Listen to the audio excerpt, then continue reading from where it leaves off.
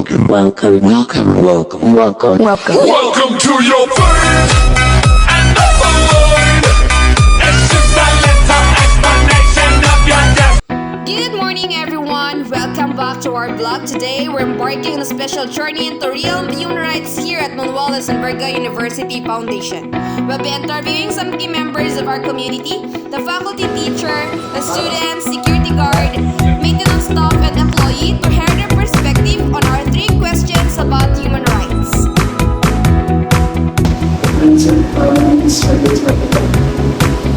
Para po sa inyo, sir, ano po ba ang human rights? Ang human rights ay nagsasaklaw ng napakaraming depenasyon. Hindi lamang sa salita na nagsasaklaw ng mga batas, meaning from the word itself, human rights, batas na So, ang human rights is very important kasi ito ang nagpapakita ng kaya at ba dapat ang natatamasan ng isang tao, ano ba ang mga batas na dapat pang-tao, and most especially how are you going to function, especially dito sa Philippines, kaya kailangan natin not only the Philippines but all over we need human rights. Para sa inyo, marami mo makalagat ang human rights. Ang karapatang pang-tao, tinatawag na human rights, very important. Like what I said earlier, this is not just being alone, pero ito yung like what I said, karapatang yung kailangan para alam na how are we going to function as human? Ano ba yung mga karapatan natin? Ano ba dapat tinatama sa natin? Because in this world full of dilemmas and full of problems, isa sa kinakaharap natin, balance, quality. So sa human rights, tinatanong yan, ano ba dapat ang sinasaklaw ng isang makabatihan, ng isang malalakihan, ng isang bagong anak na sa buhay, ng mga magulang, ng isang sasama. So, importante siya para alam natin ano ba tinatamasan natin, ano ba yung mga karapatang pang-tao para kung sakaling tayo man may na nabag na batas, meron mang nagbasto sa atin, we know how to fight them in a legal way. So, nandyan yung human rights to share with us, and most importantly, andyan yung human rights for us to know what is our right. Ano ba yung pwede natin paglaban? Ano ba yung dapat natin sumula or sabihin? Sir, kung wala po bang human rights, ano po kaya mangyayari sa akin sa ating passion?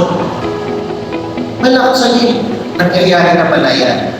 Kasi, like, sa atin, lalo sa iba, hindi pa tayo puring sa lalaki at sa babae. Pag sinabing lalaki, dapat mas dominant. Pero nowadays, kung anong kaya ng lalaki, nagagawa o nalalagpasan niya ang babae.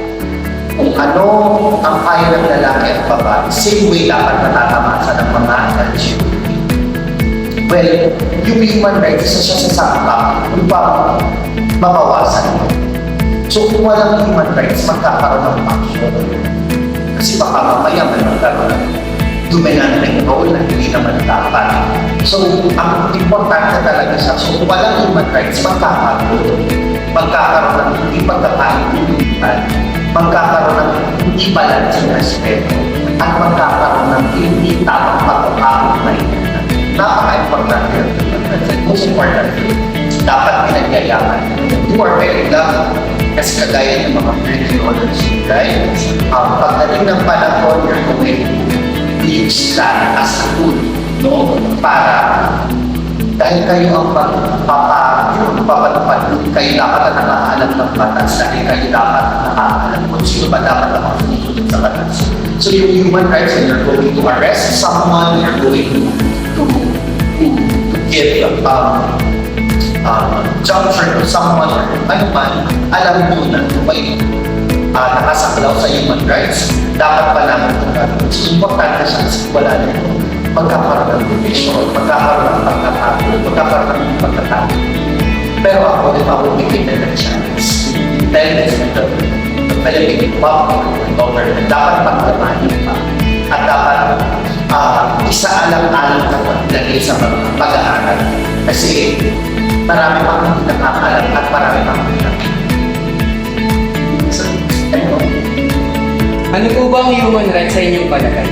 Based on my opinion po, yung basic needs of human life is the right to life. Yung may karapatan po tayo mabuhay as yung pagkapanganak pa lang po sa atin. And wala po kami sino pwede makatanggal nun or kumuha sa atin kasi yun nga po, karapatan nga po natin bilang tao. Kung wala pong human rights sa ating bansa, ano po ang pwede mangyari sa atin? Kung walang human rights sa atin, siyempre sa ating bansa, siyempre magkakagulo.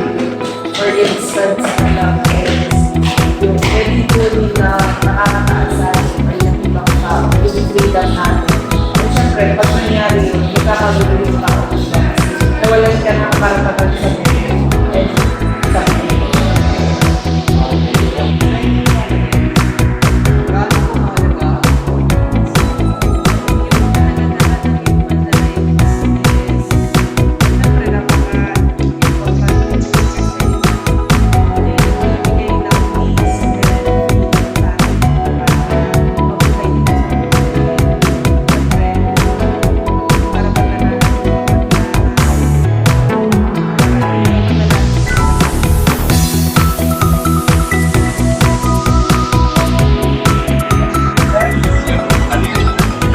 Guys, wala po itanong sa inyo about sa human rights po. May tatlo po ang katanong, sir.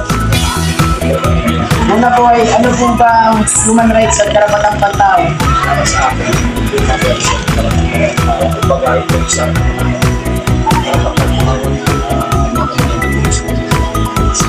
Okay po. Pangalawang tanong po, sir, is, para sa inyo, sir, gaano kahalaga ang human rights? nagkakali mo kasi ito ang mas makinig mo sa mga bagay ganito malalaman mo. Sa pangatlong tanong po, sir, kung walang human rights o karapatang pantao, ano po ba mangyayari sa ating bansa? Hindi mo alam kung tama o mali ginagawa kasi hindi mo alam kung ano karapatan. Maraming salamat po, sir, sa inyong pagsagot sa mga katanungan. Basta ikaw.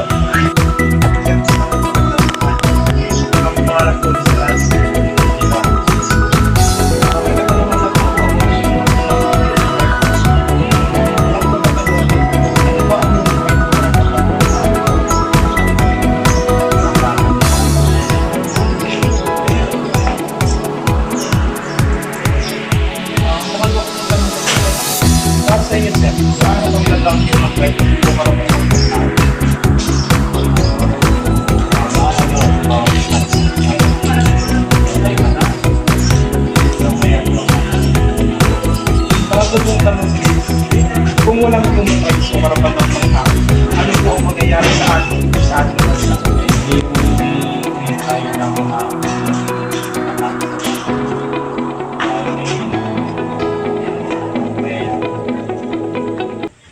Sir, maraming salamat. Sir, salamat po na marami. Sir, para po sa inyo, ano po yung human rights?